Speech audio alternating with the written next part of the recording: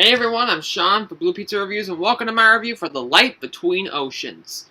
Now, this movie is directed by Derek Cianfrance, who directed the controversial Blue Valentine and one of my favorite movies of its respected year, The Place Beyond the Pines. Now, The Light Between Oceans follows a married couple played by Michael Fassbender and Alicia Vikander, and Michael Fassbender's character works at this lighthouse. His wife has had two miscarriages during their time there. And after their second miscarriage, a baby washes up on shore, which they, instead of turning into the authorities, decide to adopt. A few years later, someone shows up who may or may not be the actual birth mother. I don't want to go into any more detail than that because it could be considered a spoiler.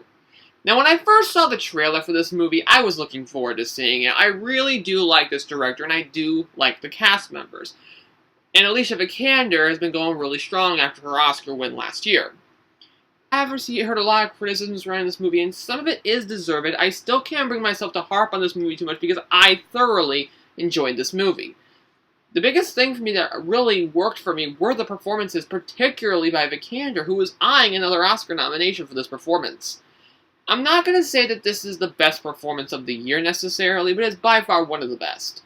Vikander really understood how to portray this character, and when you understand what her character's been going through, you can at least understand why she says and does the things that she does say or do.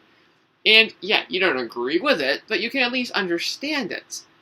And you can say the same thing for Fassbender, who has a lot of really good standout moments in this movie, particularly during the second half of the movie, when you really start getting a lot of those sequences where you're starting to realize just the scenario he's in. Then you have Rachel Weisz in the movie, who could potentially get another Oscar nomination as well. It wouldn't be undeserved because their performances are that good. As for the movie itself, I will say right now there is definitely a bit of a problem, particularly regarding the pacing of the film.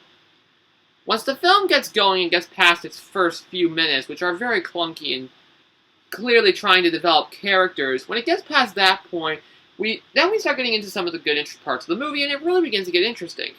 But then the film starts to falter during the final act, when the movie has very powerful scenes, but kind of drolls through them a little bit too slow, in my opinion. Overall, I do still recommend seeing this film. There is most certainly enough here to definitely say it's worth checking out.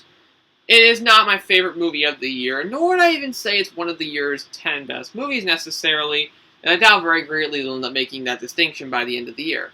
But nonetheless, I did thoroughly enjoy this movie, and my final grade for this movie is a B+. So that's my take on The Light Between Oceans. Now I want to hear from you guys. Have you seen this film, and if so, let me know your thoughts down in the comments section. I hope to have another review out for you guys, maybe this weekend, or maybe in about a week. So keep an eye out for that. Until then, I'm Sean from Blue Pizza Reviews. Peace to all of you, and have a wonderful day.